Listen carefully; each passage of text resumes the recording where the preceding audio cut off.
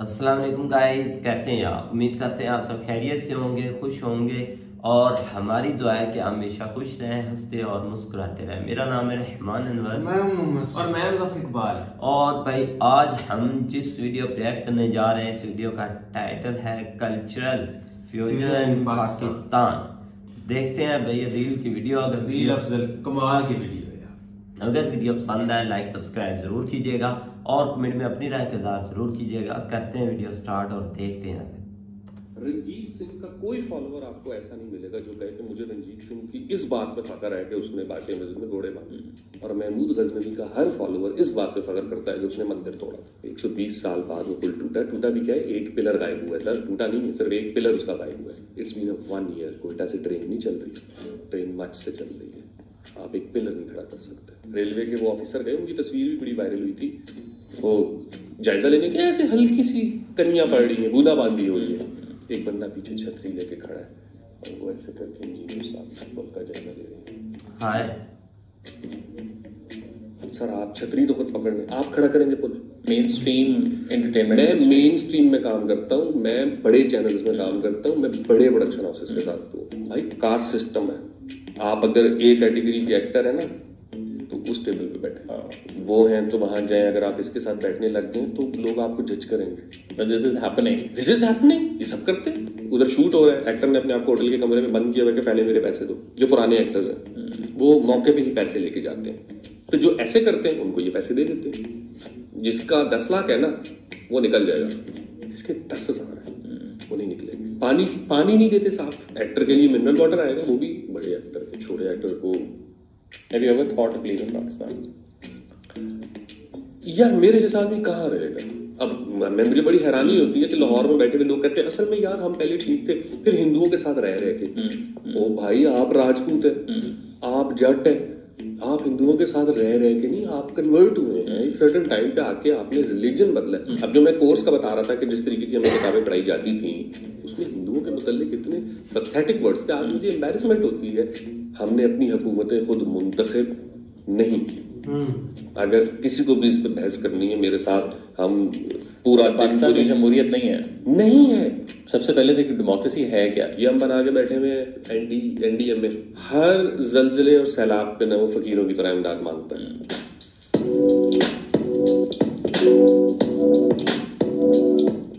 Hi everyone, welcome to another episode. आज हमारे साथ एक बहुत खास मेहमान मौजूद हैं। ड्रामा में वो आते हैं और लोग मुझे स्क्रीनशॉट भेजते हैं कि हमने आपको ड्रामा में देखा है। और नॉर्मली हम लोग काफ़ी रिसर्च करते हैं कि कौन गेस्ट आ रहे हैं, क्या उससे बात करें, बट आज आई डिसाइडेड कि यार कोई रिसर्च नहीं करनी, विल जस्ट डू अ गपशप। This is a second I think meeting. Thank you so much Adil भाई for coming on a very last notice as well. अस्सलाम वालेकुम, और आपका बहुत शुक्रिया यार, आपने बुलाया, और आपका उससे भी ज़्यादा शुक्रिया आपने रिसर्च भी की। रिसर्च करते तो आपको बड़ी इंटरेस्टिंग चीज़ें मिलती है। आपको पता है गूगल में मेरी नेटवर्थ भी मेंशन है, वो है नहीं। ठीक है, सो हाँ ठीक है, गुड है। नहीं, आपका काम तो हम ज़ाहिर है आई थिंक पिछले 4-5 सालों से डिजिटल पे और स्पेशली परिजात के बाद तो बहुत ही ज़्यादा वायरल हो गए। So how is life? अल्हम्दुलिल्लाह लाइफ इज़ गुड, और फेम आने के बाद ये है कि चीज़ें थोड़ी और अच्छी हो गई हैं। अब आप किसी रेस्टोरेंट में खाना खाने जाते हैं तो आपको थोड़ी सी एक्स्ट्रा सर्विस मिल जाती है। और बिल अभी भी लेते हैं या बिल? यार इखलाकन बहुत सारे लोग कहते हैं कि सही, हाँ, बहुत सारे लोग से कहते हैं कि नहीं बिल की क्या जरूरत है, बस ऐसे ही ठीक है। लेकिन वो फिर आपको पता है कि वो उल्टा लॉस हो जाता है, आपको ज्यादा टिप देनी पड़ती है। भले मैं इतने कमा के नहीं आ रहा, बट दे अज्यूम के यार ये तो अब मशहूर हो चुका है और ये शायद अब सेलिब्रिटी बन गया तो ये तो पैसे भी ज्यादा दे के जाएगा। तो आई थिंक मिक्स है, लेकिन अच्छा है। हमारे लोग, मुझे अब ये भी होता है कि अक्सर औकात कहा जाता है ना कि जैसे आर्ट या आर्टिस्ट के लिए शायद उस तरीके की स्पेस है नहीं, but when I see people love, इतना प्यार, मतलब ये मुझे नहीं, मैं बाकी को देख रहा हूँ तो मैं तो बिल्कुल एक अदना सा आदमी हूँ जिसको 2-4 लोगों ने पहचानना शुरू किया है, जो बहुत अरसे से काम कर रहे हैं।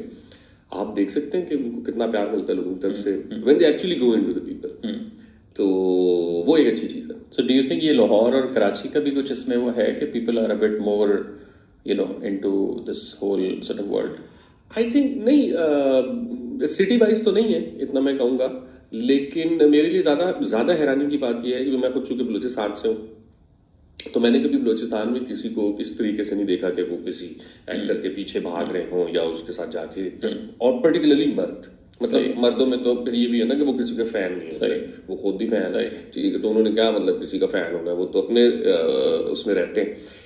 But I am very surprised कि मैं गडानी बैठा हुआ था और मैं वो बीच पे अपने दोस्तों के साथ घूम फिर के पीछे जो है ना वो सारा बलूचिस्तान के साहिलों से आते हुए एक होटल था और मैंने वहां जाके तो उसमें रात को लेट गया और खाना आया और वहीं ऑलमोस्ट लेटे लेटे ही मैंने खाना खाया, और खाना खाने के बाद वेटर्स और जितना वहां का वो अमला था वो सारा इकट्ठा हो गया। हमने कहा आपको बड़ी देर से देख रहे थे, पर हमने कहा पहले खाना खाएं।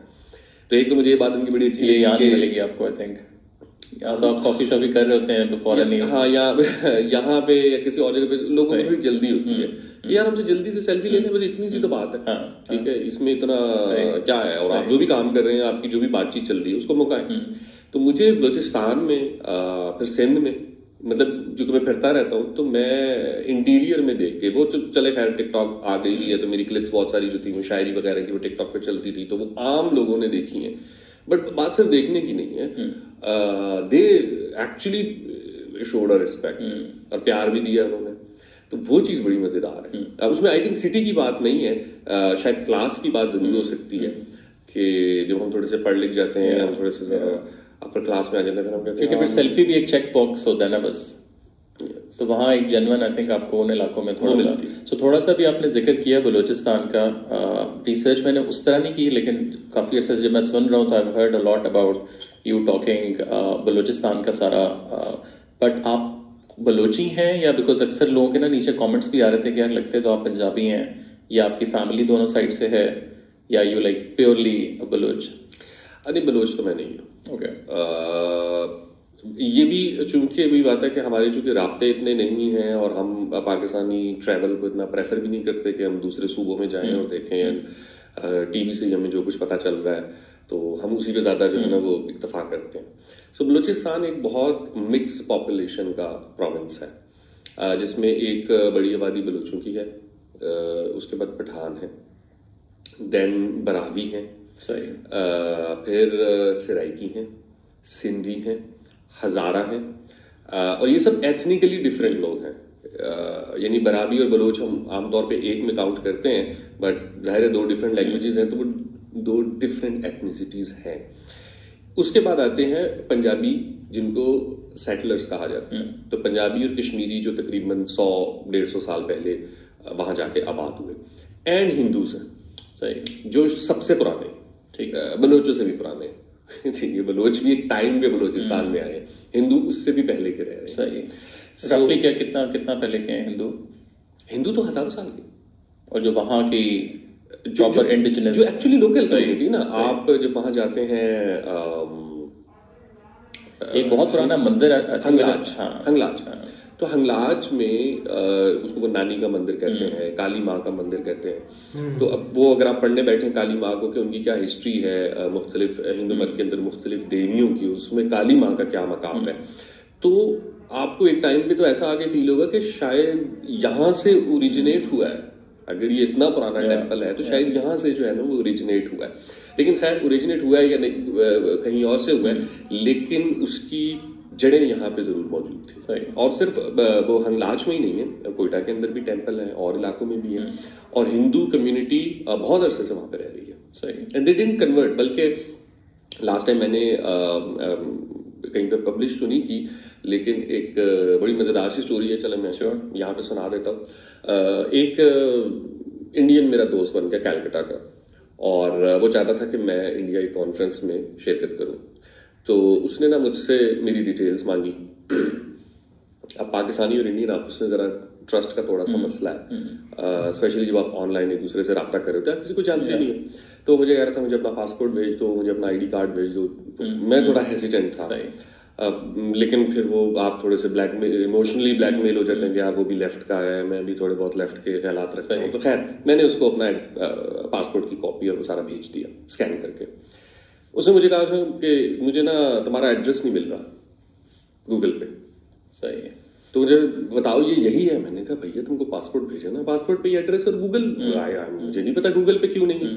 उसने कहा नहीं देखो एक बार तुम, सही है हो सकता है बदल गया, क्योंकि वो एक हिंदू नेम है ना हमारे एड्रेस में। सही। तो ये बलूचिस्तान कोयटा में जो मेरा घर, अब हम वहां नहीं रहते, मेरे कजिन्स वगैरह रहते हैं, लेकिन जो हमारा हवाई घर था उसका एड्रेस था हरिचंद स्ट्रीट।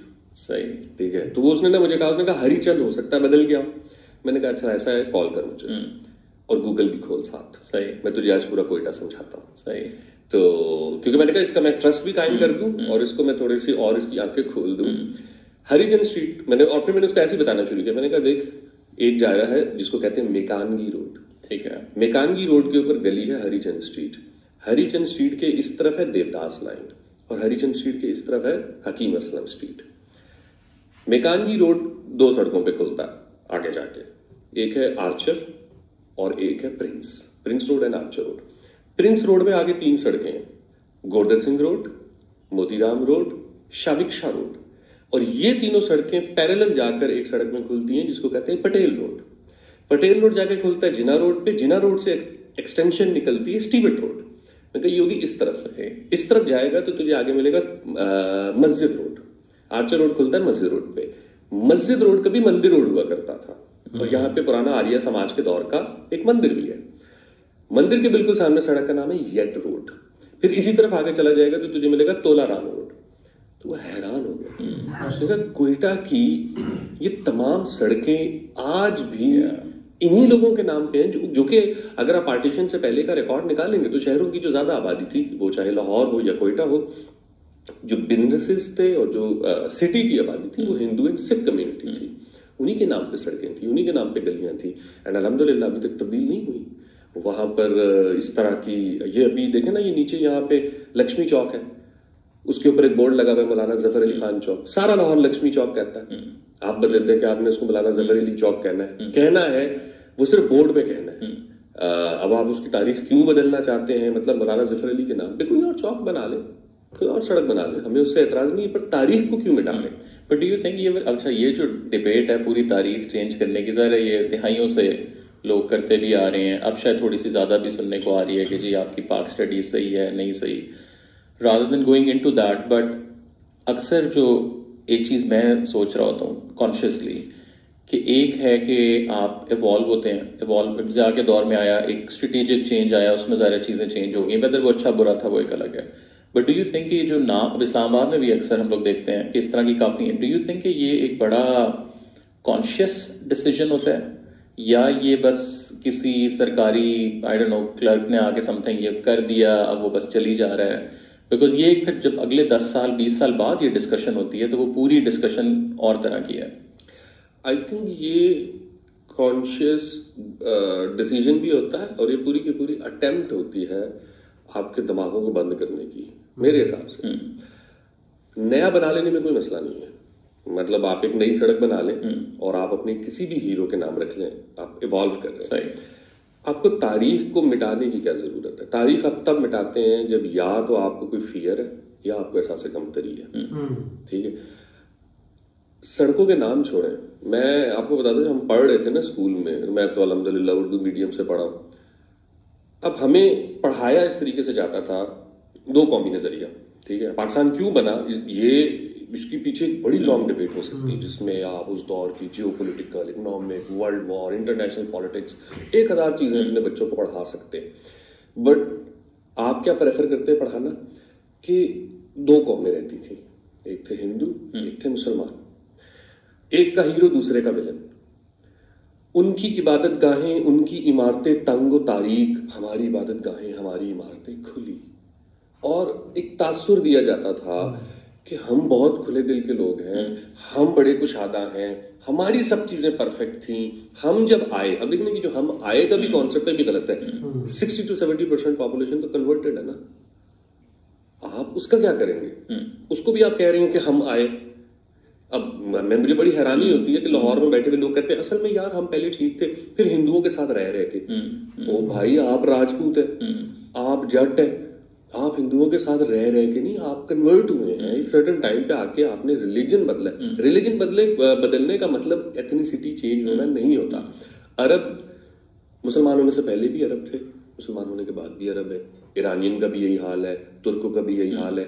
मिस्रियों ने कभी नहीं कहा कि हम लानत भेजते हैं एहराम मिस्र पे और हम जाके इसकी वॉल चॉकिंग करेंगे और गिरा देंगे उसको। They never did it. उन्होंने उससे टूरिज्म कमाया। यहाँ जिस खित्ते में आप बैठे हैं, जिसको आप पाकिस्तान कहते हैं, इसके पास जितना हिस्टोरिकल आप कह सकते हैं कि खजाना है, वो उस पार्ट को जिसको आज आप इंडिया कहते हैं उसमें नहीं। मतलब मैं ये नहीं कहना चाहता कि नहीं है, उसमें भी बहुत कुछ होगा, बट जिसको हम इंडिया कहते हैं ना, वो हम हैं। इंडिया वर्ड इंडस से निकला है। इंडस यहां बहता है। इंडस के ऊपर आपको गंधारा सिविलाइजेशन मिलती है। इंडस के ऊपर आपको बुद्ध मत मिलता है। इंडस के ऊपर आपको राजा पोरस मिलता है। इंडस के ऊपर आपको मेहरगढ़ मिलता है। इंडस के ऊपर ही आपको फिर मुस्लिम इन्वेजन मिलती है। ये सारी इस रीजन में आ रही है ना।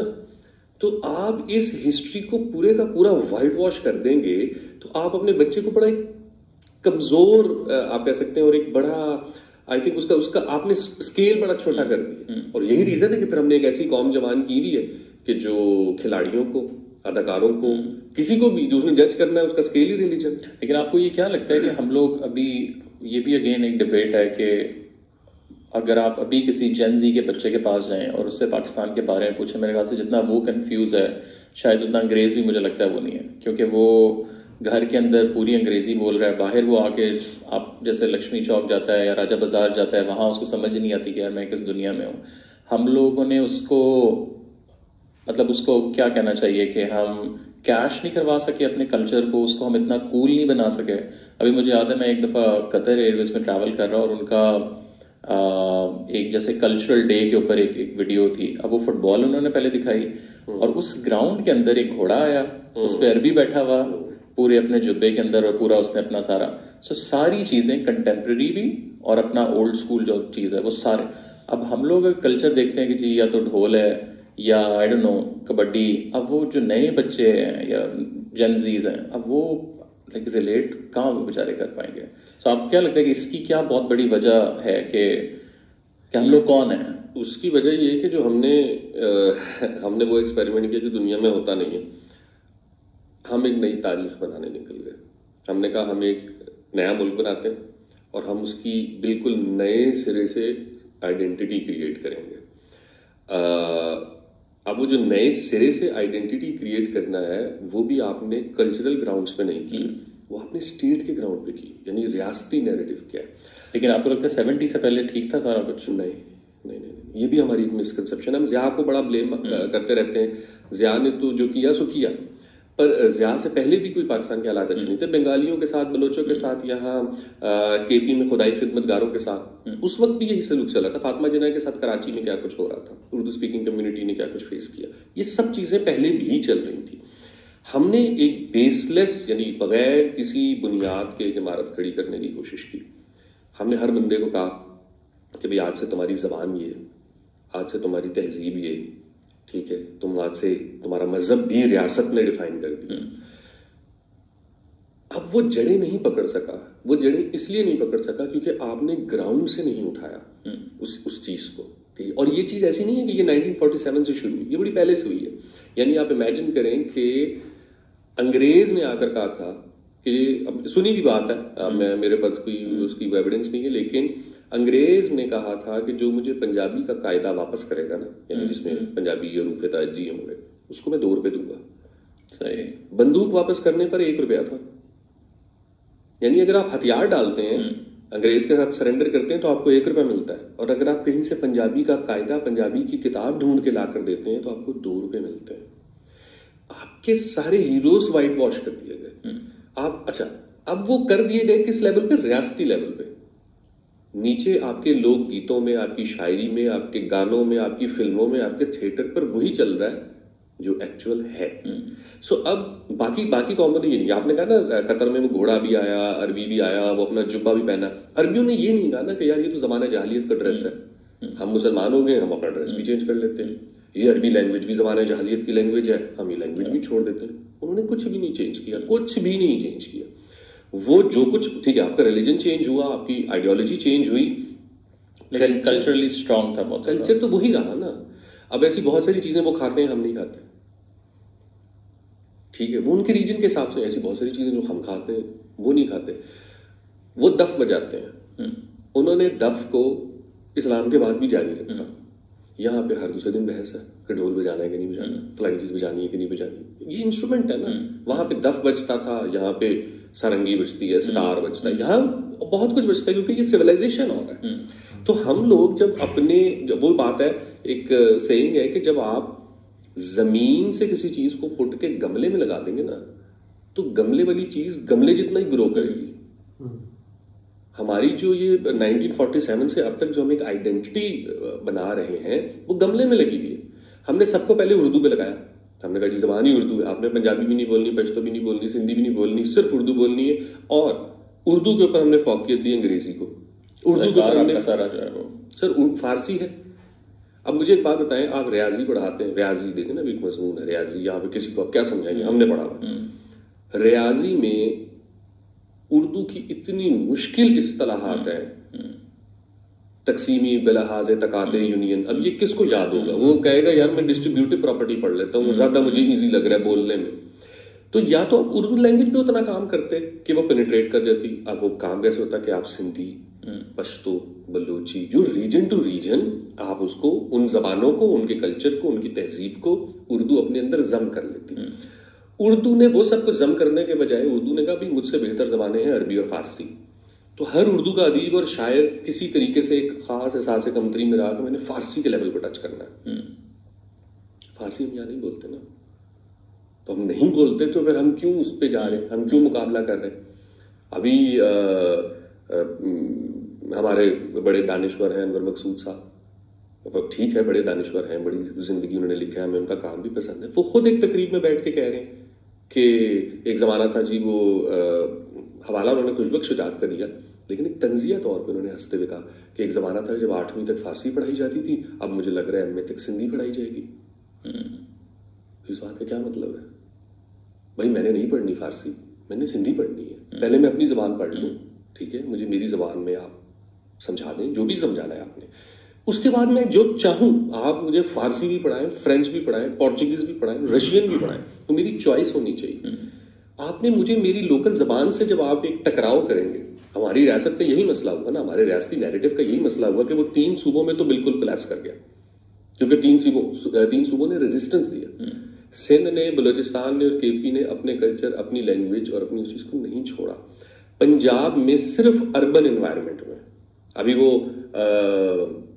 कराची के वो कोई असिस्टेंट कमिश्नर साहब तो मशहूर हुए थे अपनी वो ड्रेसिंग श्रेसिंग पे, लगे लोग गालियां दे रहे हैं कि यार ब्यूरोक्रेसी में ऐसे नहीं होता, ब्यूरोक्रेसी का एक वो होता है। मैंने देखे हैं, मैंने सारी जिंदगी देखी है, मेरे खुद के बड़े दोस्त हैं जिन्होंने CSS किया, शलवार कमीज और वेस्ट कोट पहनते हैं, सूट पहनते हैं, बड़ी अच्छी अंग्रेजी उर्दू बोलते हैं। भाई 70 सालों में क्या दिया उन्होंने? कोई एक इदारा बता दें जो किसी ब्यूरोक्रेट ने चला के दिखा दिया हो, सारे इदारे तो आपके डूबे हुए हैं। सो आप वो कह रहे ना, आपकी बेस ही नहीं है। आपका अंग्रेज ने जो एक मॉडल बनाया था वो यहाँ के वसाइल लूटने के लिए बनाया था, जिसको आप 1947 के बाद जोरों शोर से कंटिन्यू कर रहे हैं। पहले अंग्रेज लूट के ले जाता था सारा पैसा, अब यहाँ वाले लूटते हैं और बाहर ले जाते हैं। बात तो वही है। Do you think we are like a confused nation?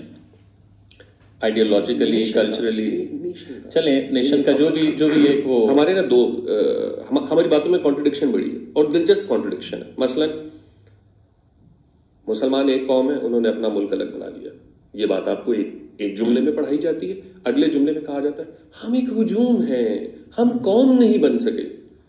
भैया आप तो कौम थे, अगर आप कौम थे तो फिर आप कैसे कौम नहीं रहे? और अगर आप कौम नहीं थे और आपको जबरदस्ती कौम बनाने की कोशिश की गई, गलत ग्राउंड पे बने। लेकिन वो कौम हमें कभी कभार तो नजर आती है ना पाकिस्तान में, जब क्रिकेट मैच नहीं, इंडिया पाकिस्तान का क्रिकेट मैच है, अभी PSL के फाइनल के ऊपर हमें पूरी कौम नजर तो आएगी।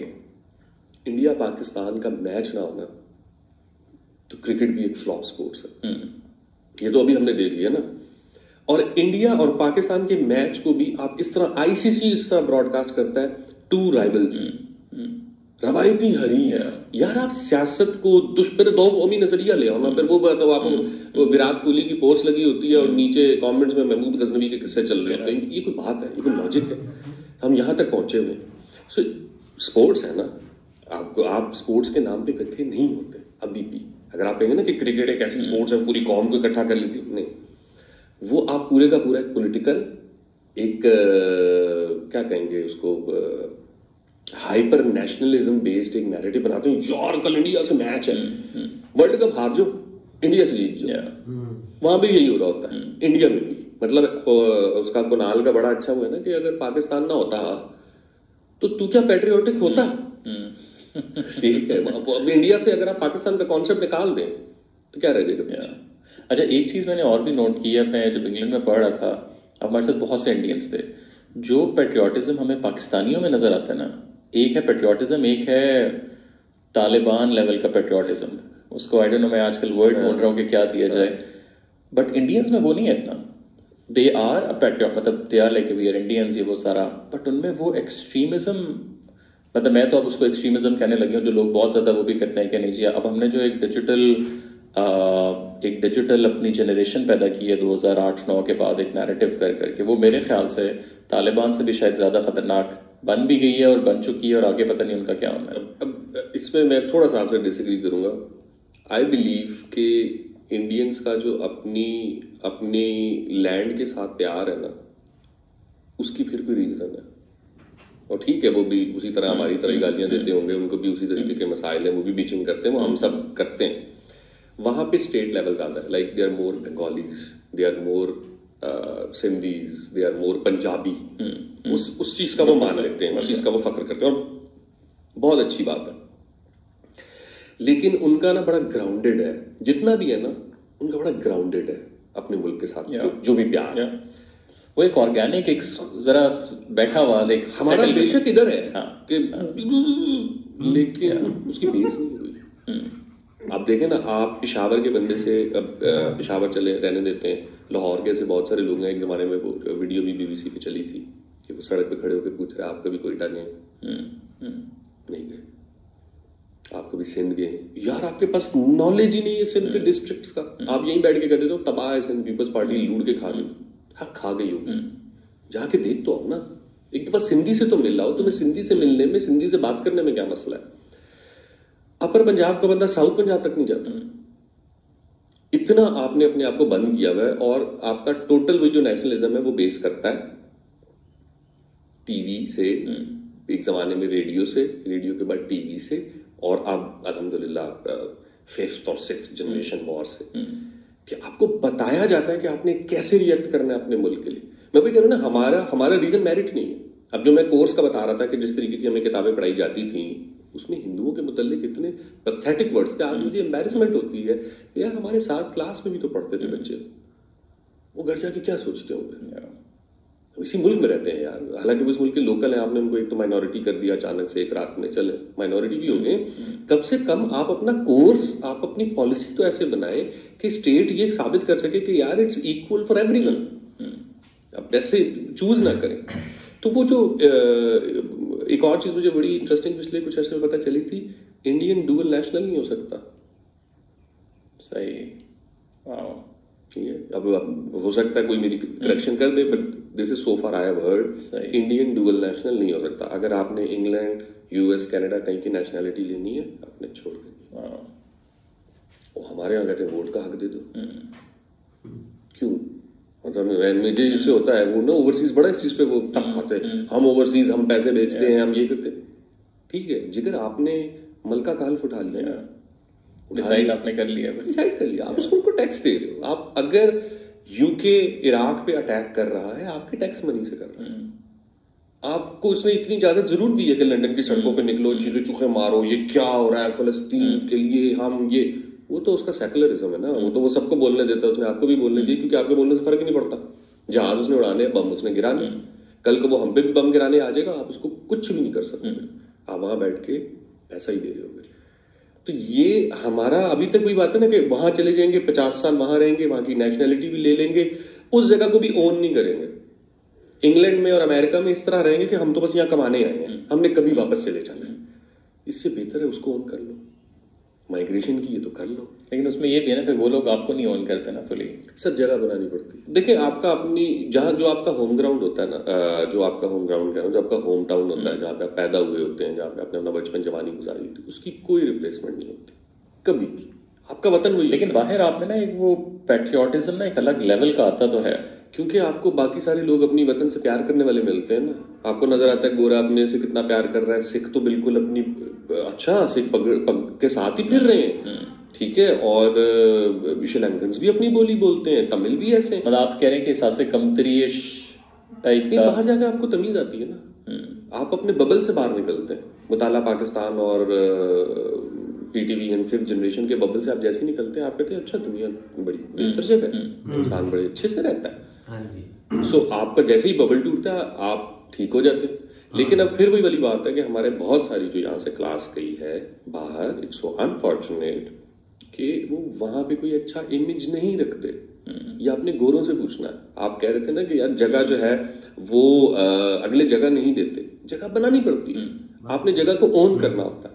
आप देख लेना जो पाकिस्तानी वहां पे रहते हैं कितना कोई एडवेंचर करते हैं। मैं कह रहा हूँ ना कि वहां पे इसलिए रहते हैं कि हमने पैसा कमाना है, पैसा कमा के पीछे भेजना है, मजबूर होते हैं। हमारी वो क्लास ही बेचारी लेबर गई हुई है या वर्किंग क्लास गए हैं, पता नहीं किस तरह पैसा जमा करके यहाँ से वो बाहर जाते हैं, उनकी सारी जिंदगी पैसा जमा करने में लग जाती है।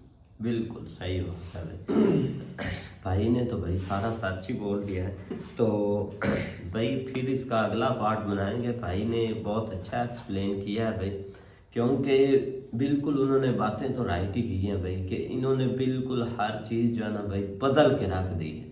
मतलब जो भी पुरानी चीज़ें थी, किसी के नाम से रोड थे, किसी के नाम से कोई मोहल्ला था, किसी के नाम से जो चीज़ें थी इन्होंने बिल्कुल बदला। और भाई ये लो भी पड़ा नया पाकिस्तान, जैसे इमरान खान बोलता है बनेगा नया पाकिस्तान, इन्होंने पहले से ही बना कर भाई रखा हुआ है। हिस्ट्री तो हमारी पीछे है ही कोई नहीं ना, कोई है भाई आपको नजर आती?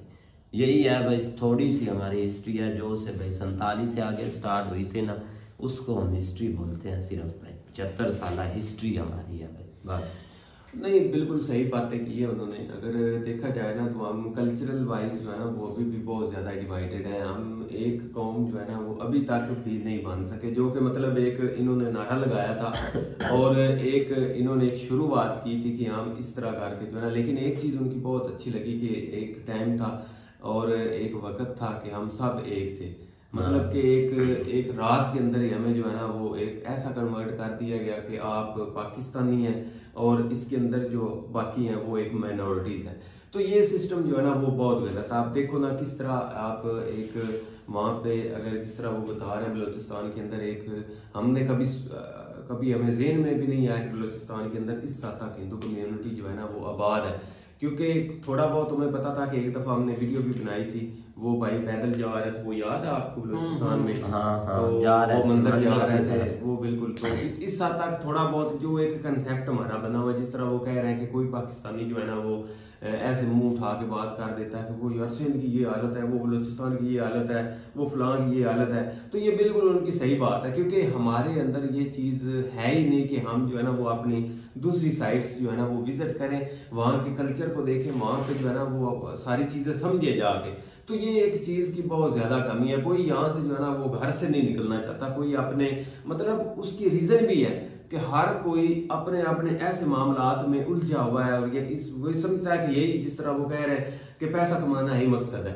और जो चाहे वो मतलब उधर किसी यूरोपियन कंट्री या अदर कंट्रीज में चला जाए तो उसने भी जो है ना वो कोशिश करनी है कि उसने अपने आप को पहले वहाँ पे थोड़ा बहुत अडॉप्ट करना है, एक डरते हुए, और फिर उसके बाद उसका मकसद जो है ना वो जस्ट पैसे कमाना है। उसने अपने आप की एक पहचान नहीं बनानी। नहीं, भाई ने अच्छा एक्सप्लेन किया, क्योंकि हमने तो भाई इसको भाई परिजा ड्रामे से जाना था। हाँ। अब उस ड्रामे में भी भाई ऐसी एक अच्छी बातें करते थे जैसे कि आज कर रहे हैं, लेकिन ये माइंड सेट जो है ना ये हर पाकिस्तान के अंदर नहीं है, हर पाकिस्तानी के अंदर नहीं है। जो कि सोचता है वो यही बोलता है कि हम अब एक मतलब कि आज़ाद हुए हैं, हमें हमारी हिस्ट्री मतलब जो बोलते हैं ना ये एक हिस्ट्री खत्म करना चाहते हैं, जो कि हिस्ट्री तो भाई खत्म नहीं होगी, कभी भी नहीं होगी। आपको सही बात है उनकी कि अभी भी लाहौर या आप कराची में चले जाए ना तो वो एक मतलब के लक्ष्मी चौक हो गया, एक मतलब के ऐसे नामों से जो कि हिंदू कम्युनिटी से बिलोंग करते थे वो उनके नामों पर है। और अभी भी